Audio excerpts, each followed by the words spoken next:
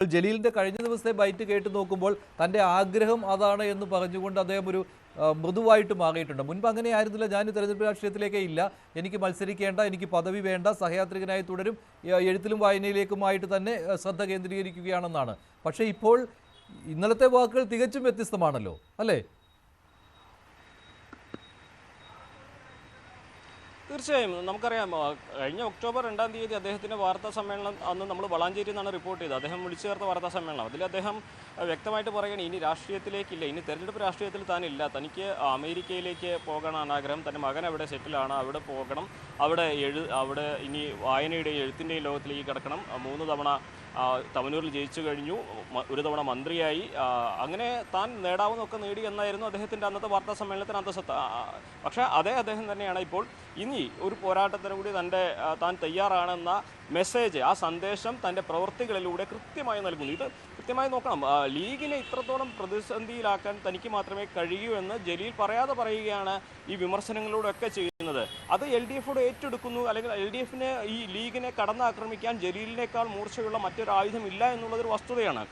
ഇവിടത്തെ ഈ മലപ്പുറം ജില്ലയിലെ പ്രധാനപ്പെട്ട രാഷ്ട്രീയ നേതാക്കളൊക്കെ പരിശോധിക്കുമ്പോൾ അവരെക്കാളൊക്കെ ലീഗിനെ കടന്നാക്രമിക്കുന്നത് ജലീലിനെ മുൻനിർത്തിയുള്ള പോരാട്ടമാണെന്ന് LDF തിരിച്ചറിയുന്നത്. അപ്പോൾ അത് ജലീലും മനസ്സിലാക്കുന്നുണ്ട് എന്നതുകൊണ്ടാണ് പാർട്ടി തീരുമാനിക്കട്ടെ എന്നാണ് തന്റെ ആഗ്രഹം.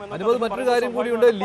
ലീഗിനെതിരെ തുടർച്ചയായ ആരോപണങ്ങളുടെ മൂർച്ച കൂട്ടുകയാണ് ജലീൽ ഇപ്പോൾ ചെയ്യുന്നത്. ഏറ്റവും ഒടുവിൽ PK ഫിറോസ് ആണ് അദ്ദേഹം ശത്രുപക്ഷത്ത് നിർത്തിയിരിക്കുന്നത്. തുടർച്ചയായ ആരോപണങ്ങൾ വരുന്നു, പരാതി കൊടുക്കുന്നു, വിജിലൻസിലേക്ക് പോകുന്നു, ഇങ്ങനെയുള്ള കാര്യങ്ങളുണ്ട്. ഇപ്പോൾ ലീഗിന്റെ വെല്ലുവിളി വന്നിരിക്കുകയാണ്. CK ഷാക്കിർ അല്പം മുമ്പ് പറഞ്ഞത് ലീഗിന്റെ മണ്ഡലത്തിൽ വന്ന് മത്സരിക്കട്ടെ, അല്ലാതെ ലീഗിന് സ്വാധീനം കുറഞ്ഞ തവനൂരിൽ മത്സരിച്ച് ജയിച്ചു പോവുകയല്ല വേണ്ടത് എന്നുള്ള വെല്ലുവിളിയുണ്ട് ഇപ്പോൾ. തീർച്ചയായും ജലീലിൻ്റെ വീട് നിൽക്കുന്ന വളാഞ്ചേരി കോട്ടക്കൽ മണ്ഡലമാണ്, അത് ലീഗിൻ്റെ മണ്ഡലമാണ്. പക്ഷേ ഇതിനു മുമ്പും പലതവണ ഓരോ തെരഞ്ഞെടുപ്പ് കാലത്തും ജലീലിനെ മണ്ഡലം മാറുവാനുള്ള സമ്മർദ്ദം പലതരത്തിൽ വരുമ്പോഴും ആ തവനൂർ മണ്ഡലം കൈവിട്ടു പോകുമെന്ന കാര്യം മുൻനിർത്തി ജലീൽ വീണ്ടും തവനൂരിൽ തന്നെ തുടരുന്നൊരു സാഹചര്യമാണ്. തവനൂർ അല്ലാതെ ജലീലിന് മത്സരിക്കാൻ സാധ്യത ഇല്ല എന്ന് തന്നെ വേണം കരുതുവാൻ. മറ്റൊരു മണ്ഡലത്തിലേക്ക് മത്സരിക്കാൻ പറഞ്ഞാൽ ഒരുപക്ഷെ ജലീൽ അതിന് സമ്മതിക്കുകയില്ല എന്ന് തന്നെ മനസ്സിലാക്കാം. കാരണം കഴിഞ്ഞ തവണ പൊന്നാനിയിൽ പാർട്ടിയിൽ നിന്ന് അദ്ദേഹത്തിന് അത്രയും സമ്മർദ്ദമുണ്ടായിരുന്നു ലോക്സഭയിലേക്ക് പൊന്നാനിയിൽ മത്സരിക്കുവാൻ. പക്ഷേ അദ്ദേഹം തയ്യാറായില്ല. സ്വാഭാവികമായിട്ട് അവിടെ പൊന്നാനി ജയിച്ചു കയറി എളുപ്പമല്ല എന്ന് അറിയുന്നതുകൊണ്ട് തന്നെയാണ് ജലീൽ അത്തരത്തിലുള്ള തീരുമാനമെടുത്തിരിക്കുന്നത്. ഇനിയിപ്പോൾ ഈ ലീഗിൻ്റെ വെല്ലുവിളി എന്ത് തന്നെയാണെങ്കിലും മറ്റൊരു മണ്ഡലത്തിലേക്ക് മാറാൻ പറഞ്ഞാൽ ഒരുപക്ഷെ അത് ലീഗിൻ്റെ മണ്ഡലമായ കോട്ടക്കലാകട്ടെ, അതല്ലെങ്കിൽ UDF കോൺഗ്രസ് മത്സരിക്കുന്ന പൊന്നാനിയിലാവട്ടെ, അദ്ദേഹം അതിന് തയ്യാറാവില്ല എന്ന് തന്നെയാണ് ഞാൻ കരുതുന്നത്.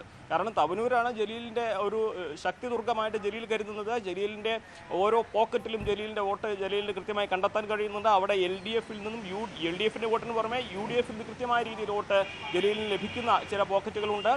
അതുകൊണ്ട് തന്നെ ജലീൽ തവനൂരിൽ മാത്രമേ മത്സരിക്കുകയുള്ളൂ. മറ്റേതെങ്കിലും മണ്ഡലത്തിലേക്ക് മാറാൻ പറഞ്ഞാൽ അദ്ദേഹം ശരി അനുമോദ്, എന്തായാലും ഇത് കൃത്യമായ വിവരമാണ്.